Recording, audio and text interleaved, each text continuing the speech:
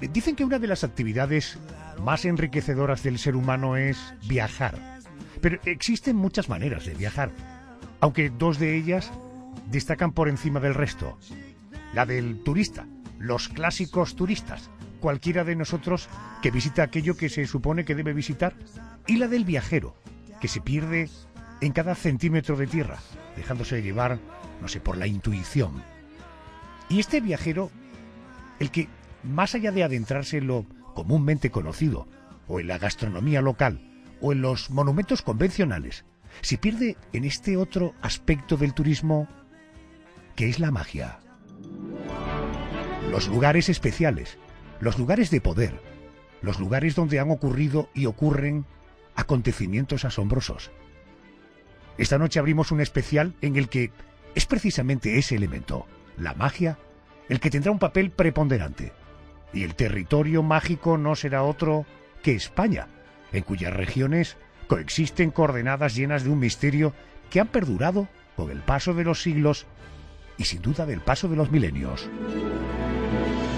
En los próximos minutos, Madrid, Extremadura, Asturias y el País Vasco serán nuestros objetivos. Comunidades donde las fuentes orales y escritas y los testimonios contemporáneos nos presentan un abanico de enclaves muy especiales.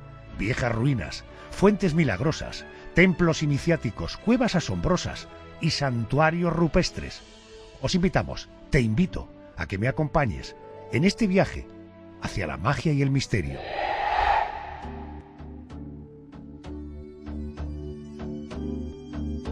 Nuestro primer destino, Asturias. Allí nos espera el Triángulo del Agua, conformado por 3 emplazamientos muy especiales: un arroyo, un molino y una vieja ermita. Las fuentes escritas y orales nos hablan de extraños sucesos. También viajaremos a Ribadedeva, donde se encuentran las ruinas de Tinamayor. Los enigmas se enclavan en varios lugares: la Cueva del Pindal, la Fuente Milagrosa o el extraño monasterio de Tina. Le he pedido a David Madrazo, que es autor del libro 50 lugares mágicos de Asturias, que nos acompañe. Querido David, muy buenas noches. Hola, buenas noches. Buenas noches. Oye, exactamente el Triángulo del Agua, ¿qué es? El Triángulo del Agua es un triángulo imaginario que se encuentra, imaginario me refiero perimetral, si lo pusiéramos en un mapa, ¿no?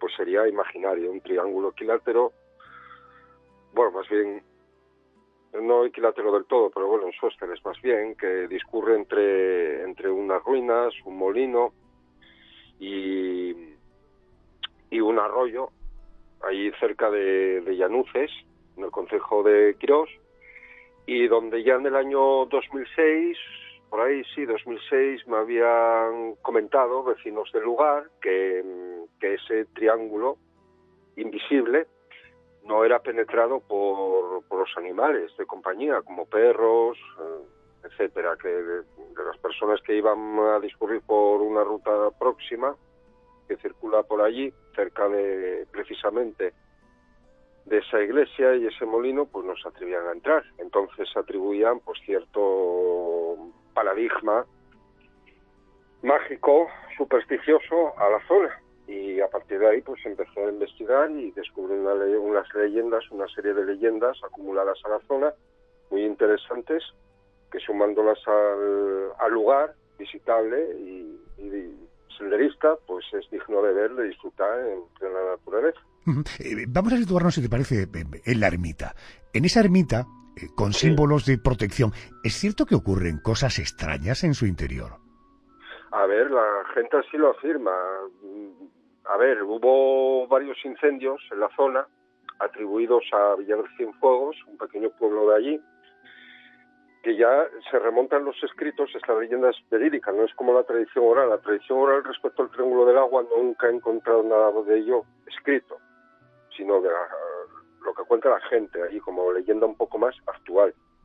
Sin embargo, sí hay leyendas documentadas en libros ya desde el año 50, incluso en prensa aparece a principios del siglo XIX, referencias a un gran incendio que hubo en la zona, Las leyendas lo atribuían a 3 monjas que habían expulsado de la zona de allí, de un monasterio que hubo en Villar de Cienfuegos, del que nadie se acuerda, salvo algunos vecinos que han encontrado hallazgos arqueológicos entre sus huertas, de vez en cuando, tipo candelabros y cosas así, monedas. Hay cosas que sí lo atestiguan, ¿no?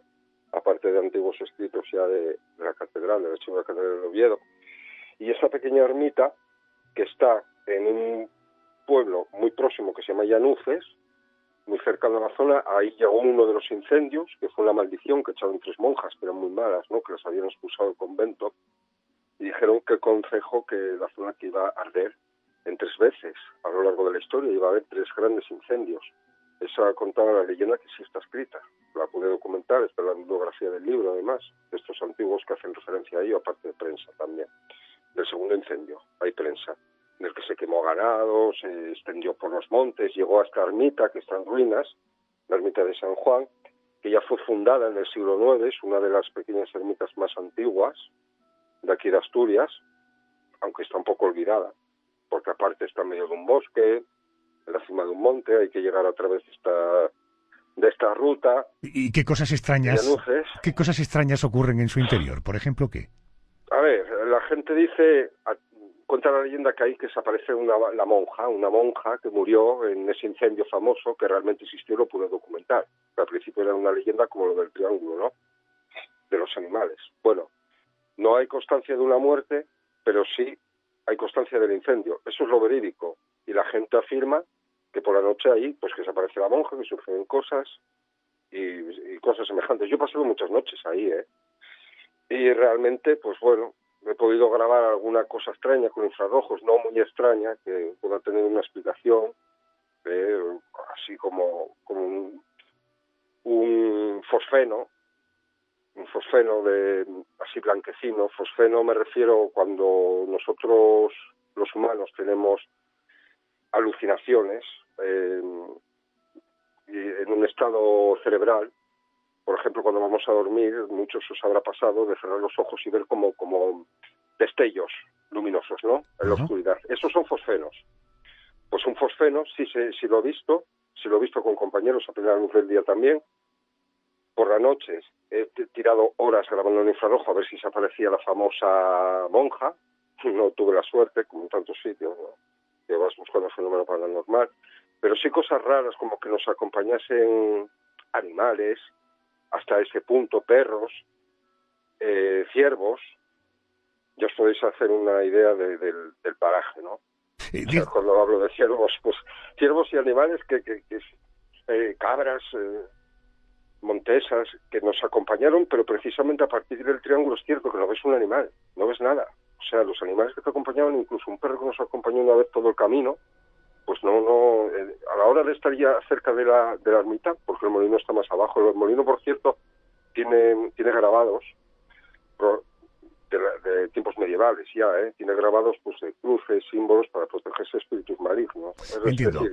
David, una pregunta. Hay otro enclave conocido como la Cueva del Pindal. ¿Qué cuentan de esta Cueva del Pindal? A ver, la Cueva del Pindal forma parte del entorno del que hablo en uno de los capítulos del libro, al final, que es en el concejo de Ribadedeva, que es Pinamayor. Y hay varios enclaves en esta zona que puedes visitar en la misma tarde incluso. No tienes por qué ir de noche, como hacemos nosotros muchas veces, ¿no? Es digno de ver por el día. Además son paisajes maravillosos, que están a borde de la costa, puedes ver acantilados, bosques. Y la Cueva del Pindal es un santuario milenario. Es una de las principales cuevas del arte parietal de la zona de Cantabria-Titania. Es decir, es una de las primeras cuevas que se descubrieron, la descubrió Henry Brown al poco ya de Altamira. Pero más allá... En 1902. Sí, pero digo, más allá de su valor histórico, sí, desde el punto de vista mágico, ¿qué es lo que cuentan de ella? Bueno, mágico ya lo contaron estos grandes expertos del arte prehistórico, paleolítico. Date cuenta que hablamos de 20.000 años de antigüedad, aparte que ahí ya se refugió gente, también en la Guerra de la Independencia. Actualmente puedes visitar, a través de guías, esta Cueva del Pindal, pero es uno de los santuarios rupestres, es una de las primeras iglesias, por así decirlo, no cristianas, pero fue uno de los primeros lugares de culto del hombre antiguo, un lugar sagrado donde entraba, donde hacía sus rituales y donde contactaba con ese más allá o hacía sus rituales mágicos, y donde hay constancia pues a través de pinturas, grabados, que ya te digo, son los más importantes del mundo. Muchas veces nos quedamos con Altamira, nos quedamos solamente con la Cueva del Castillo, que son muy importantes, por supuesto, de época más medeniense, pero este es incluso lo han atribuido a tiempos europeos, porque hay grabados, pinturas, en el único mamut que hay en la zona cantábrica peninsular, y es muy importante, es un lugar sagrado de culto mágico. Y la gente ya, fíjate tú, la gente asturiana ya hablaba de seres mitológicos, de trasgos, de sianas, y había unos seres que solo se dan en ese lugar, en esta zona oriental de Asturias, que llaman las injáncanas, una especie de brujas troll, muy grandes, que eran mujeres desnudas, peludas, de gran altura, que secuestraban a los críos, a los caminantes, y que eran muy grandes y que tenían los pechos tan grandes que siempre los llevaban hacia su espalda, ¿no? Colgados en la espalda. Se llaman injáncanas, y es uno de los seres mitológicos asturianos más desconocidos y que solo se dan en este punto, en este claro oriental. Aparte hay dos ermitas, una en ruinas que formó parte de un monasterio donde hubo importantes descubrimientos también arqueológicos y donde la gente se sienta, reflexiona, siempre tiene experiencias espirituales y lo deja escrito en unas notas y lo mete en una cajita delante del altar. David, en ese entorno de la Cueva del Pindal me hablan de una fuente, Fuente Milagrosa. ¿Por qué se llama así? Es milagrosa porque, contra la tradición, está al lado de la ermita del Santo Medé. Estos fueron 3 santos que cuentan las leyendas escritas. La más antigua, de hecho, la escribió Aurelio del Llano. En sus obras cuentan pues que abordaron ahí, tuvieron un naufragio, 3 santos, y donde eran 3 hermanos, y donde se asentaron, les formaron un lugar de culto, ¿no? Uno de los lugares de culto, una fue en Llanes, una quedó en Llanes, que está más lejos, pero bueno, está relativamente cerca. Otro fue San Emeterio y otro Tinamayor.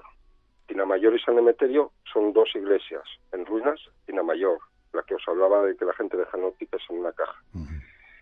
Y esta por la que me estás preguntando es San Emeterio, que hay al lado de una fuente, está muy cerca de la Cueva del Pindal, ya te digo, relativamente está a 20 metros, y que es un lugar sagrado, y la fuente milagrosa.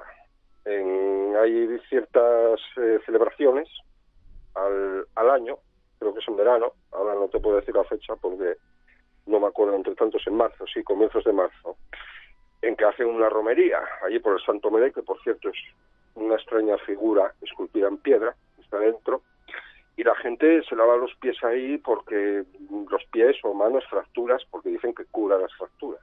O sea, es milagrosa por eso. Aunque ahora mismo, la última vez que fui estaba seca, pero bueno, es una fuente antigua.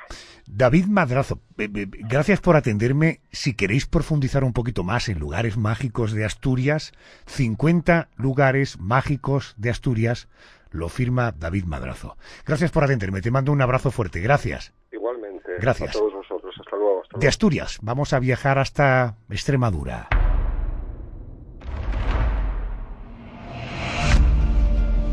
Vamos a sumergirnos en esta ocasión en un paraje que, según algunos, es el mejor rincón de España.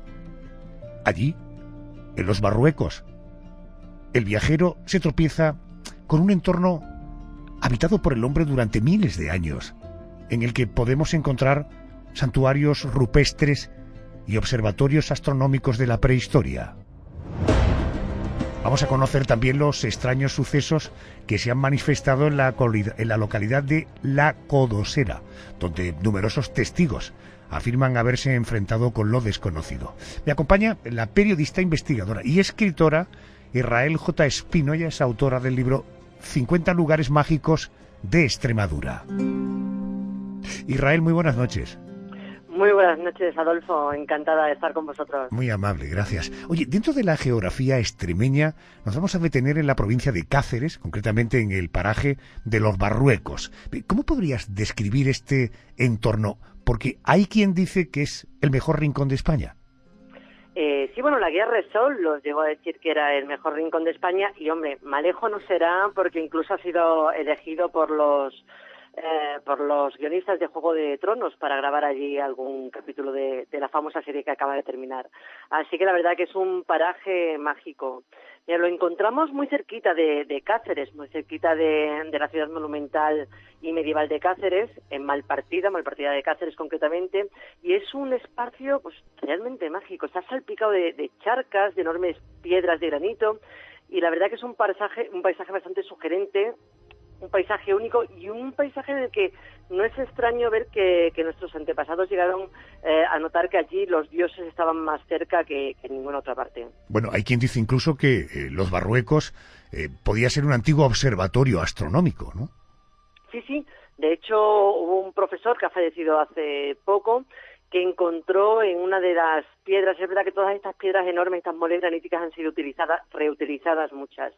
En una concretamente había un agujero, existe todavía un agujero horadado, y en este agujero pasan los rayos del sol en un momento determinado, a determinadas horas, durante los equinoccios, y se ilumina un grabado antropomorfo con forma de humana que tiene en el interior de la roca. Conforme van pasando las horas, ese rayo de sol va iluminando esas cazoletas y ese grabado con forma humana, y va marcando, al parecer, pues los tiempos, sobre todo eso, los equinoccios. Es cierto además que justo enfrente, otra de estas moles enorme tiene unos escalones grabados y en la cima hay una especie de plataforma ideal para contemplar el cielo. Además, en ese paraje el cielo se ve perfectamente porque no hay ningún tipo de contaminación lumínica, está en medio del campo, y bueno, se puede subir por unos peldaños que están tallados en la piedra y se ve perfectamente el cielo, y es un observatorio pues maravilloso.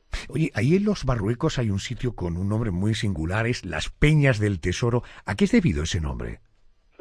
Las Peñas del Tesoro es otro, bueno, cada piedra casi tiene su nombre. Las Peñas del Tesoro concretamente, yo estoy preguntando y a mí me decían que es donde aparecieron unas pequeñas estatuas en forma de capitillas, que es cierto que aparecieron por la zona, pero no concretamente en ese lugar, y que realmente son esvotos dedicados a la diosa Taecina. A Taecina o a Taequina Proserpina era una diosa prerromana, una diosa consagrada al renacer, a la fertilidad, a la naturaleza, a la luna también, a la curación, incluso al mundo subterráneo. Realmente, como te decía, no aparecieron allí, aparecieron un poco más lejos, pero el run del pueblo siempre dice que allí realmente se escondía y se sigue escondiendo un tesoro. Cuando el pueblo dice que hay un tesoro en algún sitio, no solamente es que haya un tesoro físico de oro, normalmente se refieren a que ese lugar hubo un centro bien de culto o bien un antiguo palacio, un antiguo castillo en épocas antiguas. Y seguramente ahí lo que quieran decir de las Peñas del Tesoro es que realmente fue un antiguo centro de culto. Entiendo. De Cáceres, si te parece, vamos a ir hacia el sur hasta llegar a la provincia de Badajoz, concretamente a la localidad de La Codosera.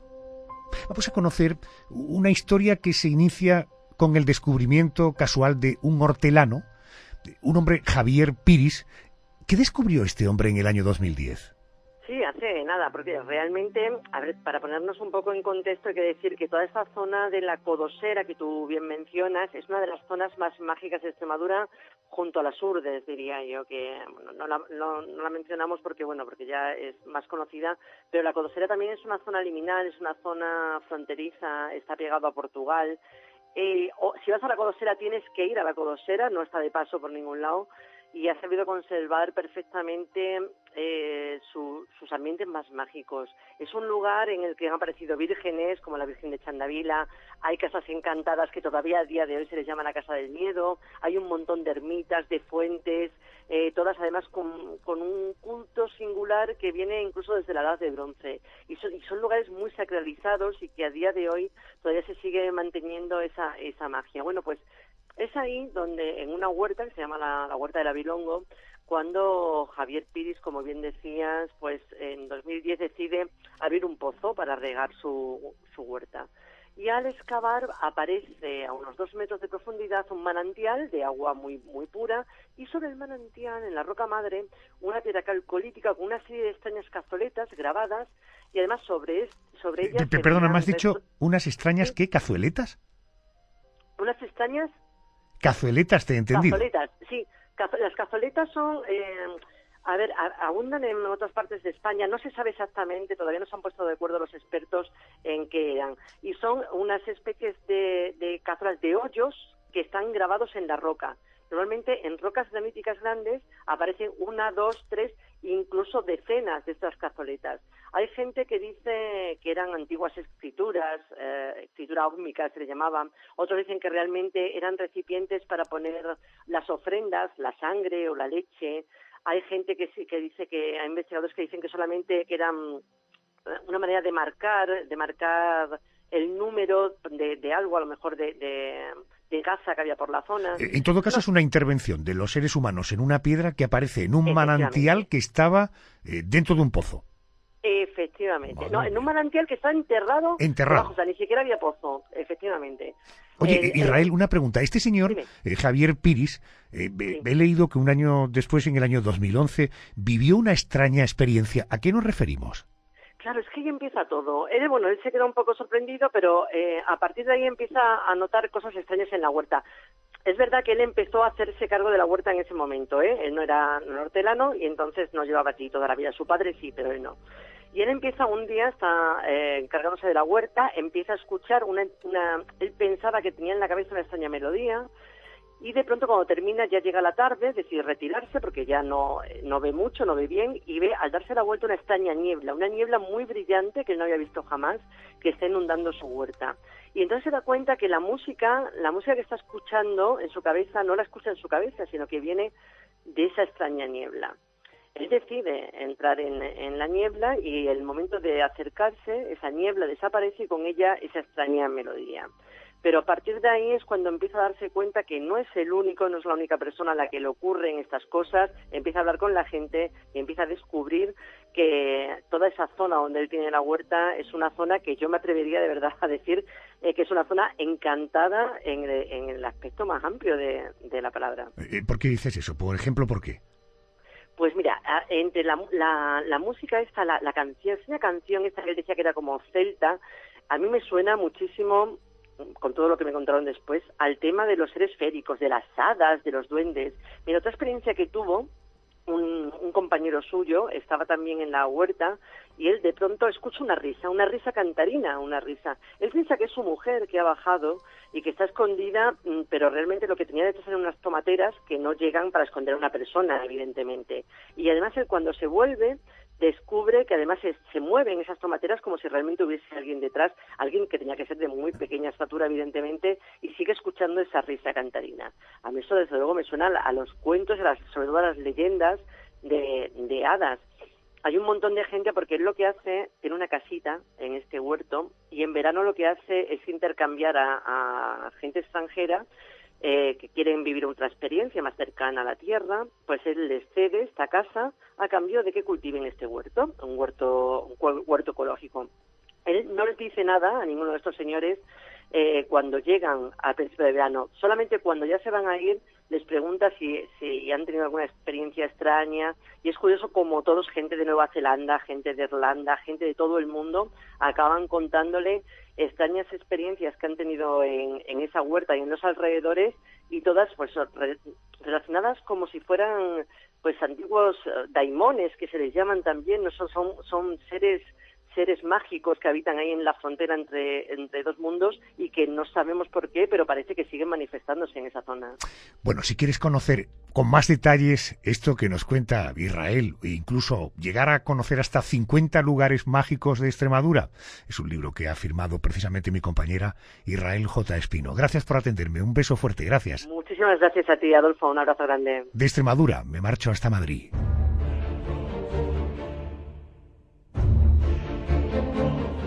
Madrid es tierra de misterios. Tenemos dos objetivos, dos lugares llenos de curiosos enigmas. Un antiquísimo cuartel militar, el cuartel del Conde Duque, erigido en 1717, y el famoso Teatro Español, cuya antigüedad se remonta a 1565. En ambas coordenadas parece existir una actividad paranormal que ha sido percibida por numerosos testigos. Es que mi invitado, ya le tengo al otro lado del teléfono, ha podido recopilar de primera mano. Juan Miguel Marsella es autor del libro 50 lugares embrujados de Madrid. Juan Miguel, muy buenas noches. Buenas noches, Adolfo. Todo un placer el de estar una noche más en el programa. Eres muy amable, gracias. Oye, vamos a comenzar nuestro viaje por el Teatro Español, si te parece. Dicen que es uno de los más antiguos de España. De hecho, para conocer su fundación tendríamos que viajar nada más y nada menos que a 1565. ¿Cuál es la historia oficial de este enclave madrileño? Bueno, pues fue un lugar que en realidad lo que se mantiene es la localización, el lugar donde se erigió por primera vez un corral de comedias, allí en la actual Plaza de Santa Ana, aunque la dirección es calle Príncipe número 25, y le llamaron el Teatro del Príncipe, todo puesto pues por lo que era anteriormente a que fuera rey Felipe II.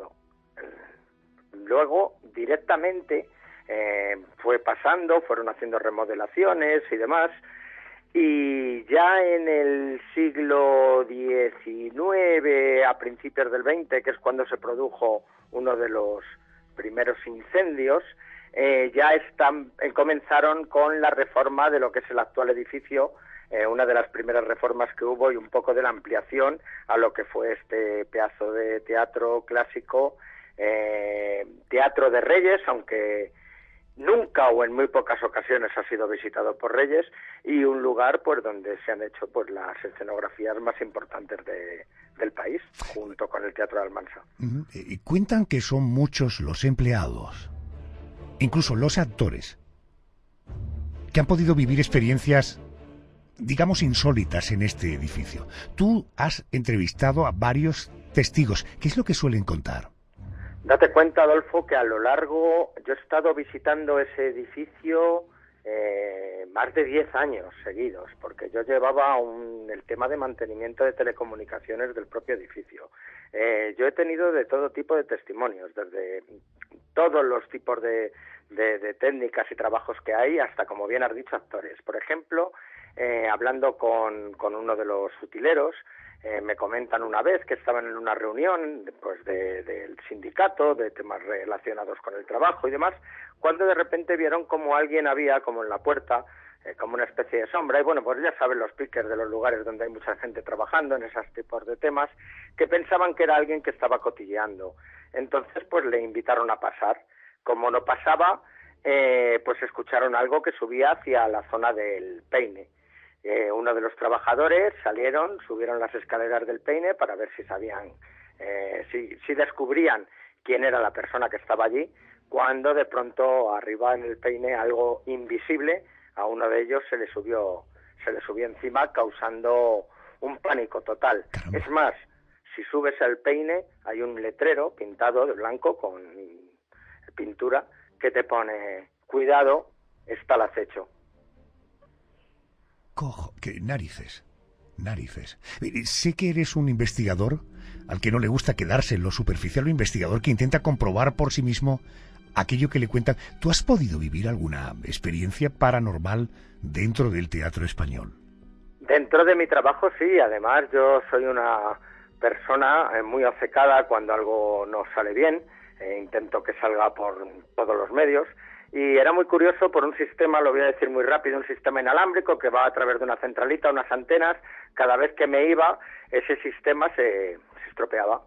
Cada vez que volvía, se arreglaba solo, sin tocar nada. No conectaba ni el ordenador, no sacaba ni un destornillador de la bolsa de la herramienta. Algo muy curioso, pero bueno, aún así pues pasamos una serie de pruebas, trazas, estuvimos analizando la central durante varios días, luego mandando esos resultados a ingeniería, etcétera, etcétera. Nada, pues uno de los días que me volvieron a llamar, como siempre, que había empezado a fallar, pues yo llegué, comencé a probar las antenas, lo que hacía más o menos siempre, con un teléfono en la mano, y al ir a pasar por uno de los pasillos, que está en la primera planta, situado hacia la zona de la Plaza de Santa Ana, de la entrada principal, hay un busto de Tirso de Molina y unas puertas de tijera.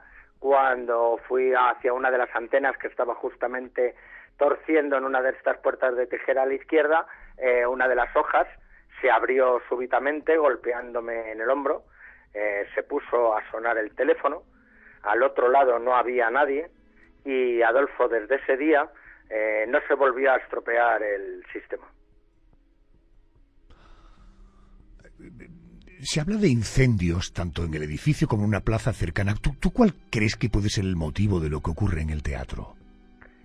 Pues fíjate, entre las reformas que se realizó en la desamortización de Mendizábal, el convento de Santa Ana, que estaba justamente lo que actualmente son las oficinas del teatro, estaba allí. Yo recuerdo en el año 1999, 2000 aproximadamente, el ir a visitar el teatro para mi trabajo y todavía bajar las escaleras donde actualmente hay una sala de ensayos, no sé si es la sala de ensayo 2 o 3 del teatro, que todavía estaban las cúpulas pues con distintas lápidas y con distintos cadáveres dentro. Aparte, es una zona con mucho movimiento de toda la vida. Los incendios, los del primero que hemos hablado, que antes te he comentado, de casi finales del siglo XIX, ahí no puedo comentarte mucho. En el del año 73 no se llegaron a saber muy bien las causas, pero en el del año 1991, donde ya las técnicas de investigación estaban bastante desarrolladas, sobre todo para saber si el fuego ha sido provocado o no, o hay algún tipo de acelerante o algún tipo de causa eléctrica o demás, en donde se produjo detrás del telón, no había ninguna fuente de calor, no había ningún enchufe y en realidad no encontraron ninguna causa de cómo podía haberse producido ese incendio. El siguiente punto también nos hace viajar atrás en el tiempo. Hoy día es un centro cultural. Me refiero al centro Conde Duque. Hay que remontarse a 1717 para conocer la construcción de este cuartel que dio cobijo a las reales guardias y que mandó levantar el mismísimo Felipe V. ¿Qué suelen experimentar estos trabajadores en el interior de este centro cultural, querido Juan Miguel? Pues, Adolfo, también un poco de todo, porque estamos hablando de uno de los edificios más grandes de Madrid. Estamos hablando de un patio central, norte y sur. Tanto hay misterios arquitectónicos a los que vamos a tratar que son fantasmales. Pues, por ejemplo, en la hemeroteca hay un testigo, uno de los de seguridad, en este caso escuchada la conversación por uno y visto y hablando con la supuesta energía otro. Uno se quedó en la puerta del ascensor cuando bajaron a los sótanos de la hemeroteca, era donde estaba la antigua fresquera del palacio, o sea, del cuartel. Esas zonas son unos pasillos, pues como si fueran al estilo túneles, y bueno, pues parece ser que vieron una aparición de una especie de general con su espada y demás, con trajes de época, con un ayudante, y parece ser que le contaron que habían estado emparedados. Eso es una. En otra ven a un niño y a una mujer que es en el patio sur, por donde están las antiguas oficinas. En el patio sur también hubo un incendio que no se sabe bien no se sabe bien si fue provocado o no. Lo que sí te puedo decir que toda la parte de los sótanos estaban totalmente rehabilitadas, puesto que estaba allí entonces informática del Ayuntamiento de Madrid. Y son la gente que en más de una ocasión se encontraron pues con estas apariciones de la mujer del niño. Hay una sala, Adolfo, que es la sala de defunciones, vamos a llamarla, es un archivo de las defunciones de Madrid, unos archivos muy grandes, y hubo una época, pues hace unos años, en las que, como pasó en la Tesorería de la Seguridad Social y en un montón de estamentos públicos, en los que hubo que grabar datos. Había solamente personas que estaban pasando esos papeles a informatizar toda la información que tenían. Bueno, pues en estos archivos, en este lugar, pues se movían solos, se cambiaban, a lo mejor se les perdían una cosa, volvían al rato y estaban encima, archivadores que se cambiaban de sitio, o sea, gomas que se caían al suelo y desaparecían, o sea, todo esto en más de una ocasión, y alguna persona de llegarse a poner muy mala. Eso solamente son de los pocos casos que podemos contar, porque es que el edificio, como te digo, es realmente enorme. ¿Tú lograste un permiso oficial para pasar una noche dentro del edificio? ¿Qué es lo que pasó? ¿Qué pudiste percibir? Pues mira, nosotros entre ellos teníamos alguna grabación que es curiosa. Yo me dedico mucho a la utilización de aparatos electrónicos para nuestras experimentaciones, ya que, entre comillas, son neutrales.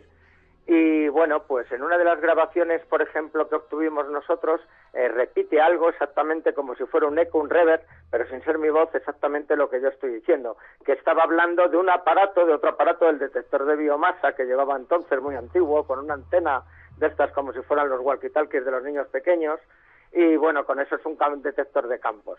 Empezó a pitar en una zona, en la grabadora sonó eso, y lo más curioso, un cubo de zinc o de metal súbitamente saltó y golpeó contra el suelo. Y Pablo Moreira, que estaba conmigo, y yo, con uno de los seguridad que también estaba por detrás, algo muy extraño en el mundo del misterio, porque normalmente lo que se nota es frío. Notamos una fuente de calor como si te estuviera dando un calentador de aire entre medias de dos personas. Pues bueno, a mí en mi caso en la oreja derecha y a mi compañero Pablo en la oreja izquierda. Una fuente de calor bastante potente. Eso solamente en uno de los sitios. ¿Por qué crees que se manifiestan estas presuntas presencias? Yo, por ejemplo, he investigado mucho la teoría de la impregnación. Aunque no tiene nada de científico, por supuesto, sería algo así como que en los lugares donde han acontecido hechos violentos, luctuosos, de mucho estrés, de mucha presión, pues que son lugares dados a que se produzcan este tipo de fenomenología. Estamos hablando que el cuartel de Conde Duque, como bien has dicho, albergaba la Guardia de Corps de Felipe V.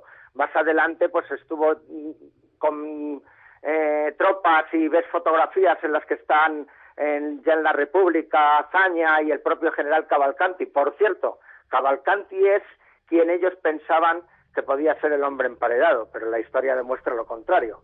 Falleció en Santander. Pero a lo que voy, referente a todo este tipo de fenomenología y demás, es un lugar donde ha ocurrido un poco de todo. En el cólera también hubo un montón de gente que estuvo en la zona del patio sur que fueron alojados. Hubo gente con lepra, ha habido mucha muerte y además fusilamientos, muchos fusilamientos. Y en el caso del teatro también podría darse todo lo que ocurrió en Santa Ana en momentos de revoluciones y en momentos muy complicados para España. 50 lugares embrujados de Madrid. Más información sobre lo que hemos hablado y de otros enclaves en este libro que firma Juan Miguel Marsella. Juan Miguel, gracias por atenderme. Un abrazo fuerte. Un fuerte abrazo, Adolfo. Todo un placer. Gracias. De Madrid al País Vasco.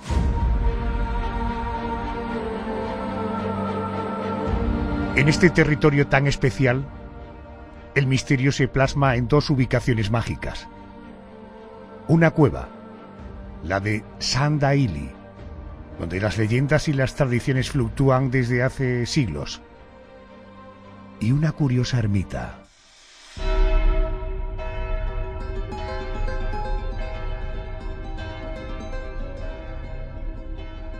La ermita de San Miguel, de Arrechinaga, en la que, por ejemplo, se acercan aquellos que quieren contraer matrimonio en menos de un año. Y dicen que en muchos casos se produce el milagro. Tengo al otro lado del teléfono a Enrique Chazarra. Él es autor del libro 50 lugares mágicos del País Vasco. Enrique, muy buenas noches. Hola, muy buenas noches. Buenas noches y bienvenido a la COPE. Oye, como primera parada hemos elegido un lugar realmente mágico. Está en Guipúzcoa. Se trata de la cueva de Sandaili. ¿Cómo es el enclave en el que se encuentra? Pues mira, este es un lugar que es uno de mis favoritos y de hecho por eso fue portada del libro Los 50 lugares mágicos del País Vasco, porque resulta que, digamos, cuando uno llega allí se queda un poco fascinado por el enclave, ¿no? Tú imagínate en un valle, en el Valle de la Ocho, uno de los valles más escondidos de Guipúzcoa, pues se encuentra una cueva, la cueva de Sandaili, donde en su interior hay una ermita. Entonces hay unas escaleras que uno va subiendo hasta llegar a la cueva, y a la entrada de la cueva está esa ermita, digamos, empotrada, ¿no?, en lo que es en la cueva. Y es un lugar, pues bueno, que como ahora vamos a comentar, con muchas tradiciones, leyendas, sucesos supuestamente curiosos, en fin, hay un tema más que mágico, ¿no? De todos esos que me hablas, de leyendas, de tradiciones curiosas, ¿cuáles destacarías? Pues mira, hay una relación bastante interesante con los cultos, con los rituales, con las tradiciones que tienen que ver con el agua, con la lluvia. De hecho, cuando uno llega a Sandaili, en la parte inferior, según va subiendo las escaleras hacia la cueva, se encuentra lo que es una pila de roca que recoge el agua del techo de la cueva, ¿no? Cuando hay bastante lluvia, se forma ahí un caudal que cae del techo y lo recoge esta pila. Y sobre esa pila pues hay una serie de tradiciones bastante peculiares. Dependiendo de qué gentes de la zona vayan en romería a esta cueva, pues te hablan de distintas versiones de la tradición, ¿no? Y todas relacionadas con el culto al agua y a la fertilidad.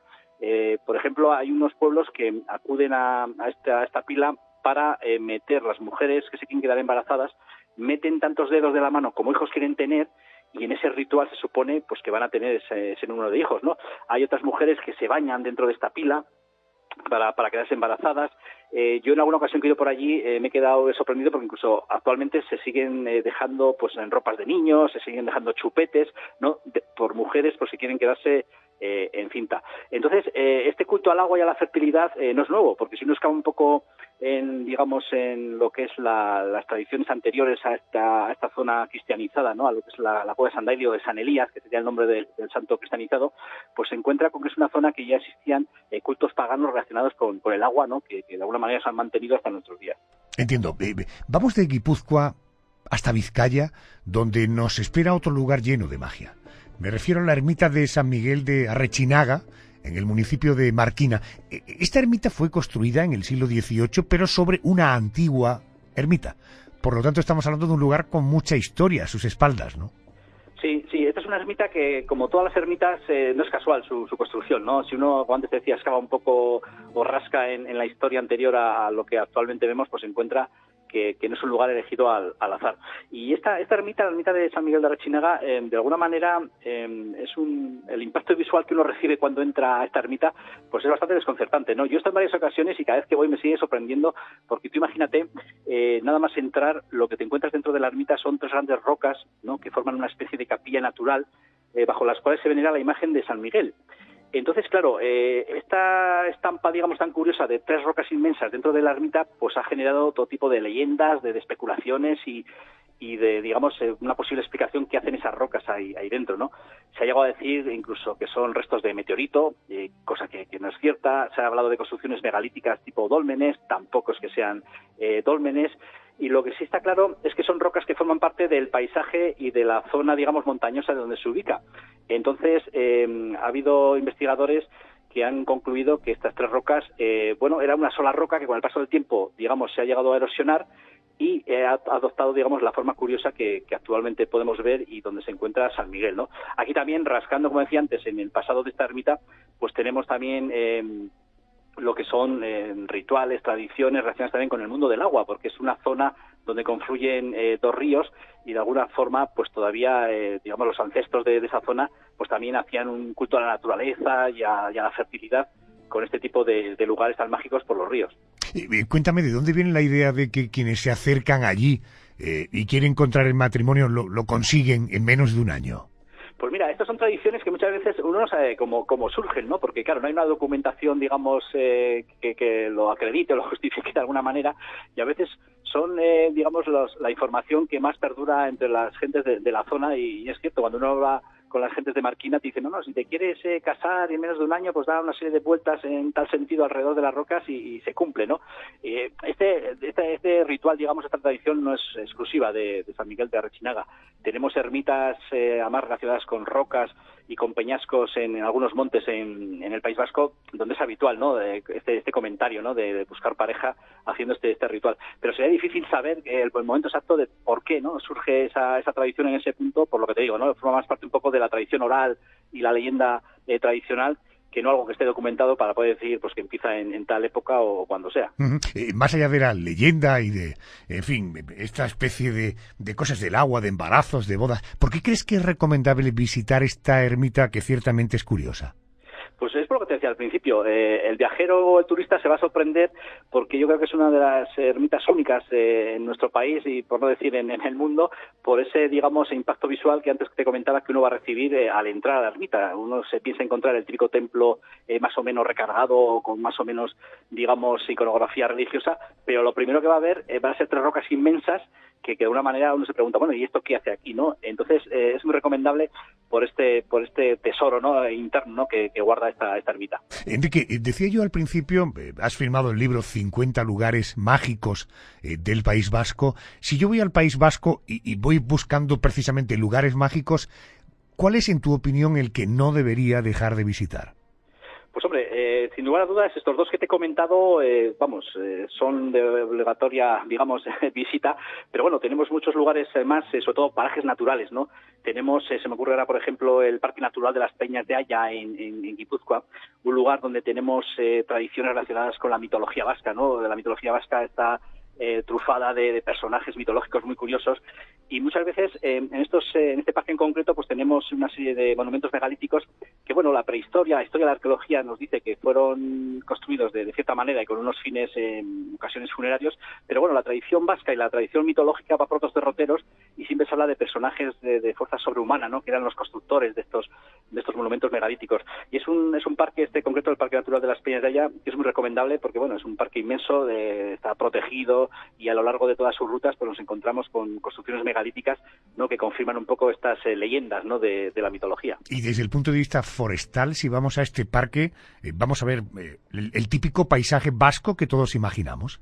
Totalmente. Ahí la belleza paisajística es abrumadora, ¿no? Ahí son valles, son montañas que de alguna manera tenemos aquí en la zona del norte y concretamente en el País Vasco, que te transporta a otro tiempo y bueno, enlazándolo con el tema de la mitología, pues uno se pone a pensar y dice que realmente si esos personajes mitológicos existieran es que tienen que estar ahí, ¿no? En esos parajes, son parajes ideales, ¿no? Para esconderse del ser humano.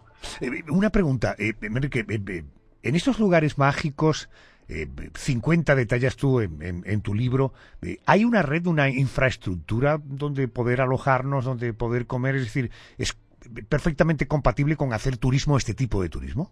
Sí, totalmente. Estos lugares que detallo en el libro, pues están cerca de núcleos y de poblaciones donde tenemos, de restaurantes, hoteles, en fin, tenemos toda la logística, como se suele decir, para que el viajero y el curioso pues se aloje y pueda visitar estos lugares tranquilamente, ¿no?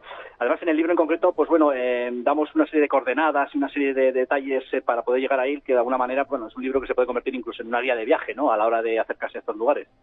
No habrá ningún lugar donde alojarnos donde haya alguna leyenda que deba preocuparnos, ¿no?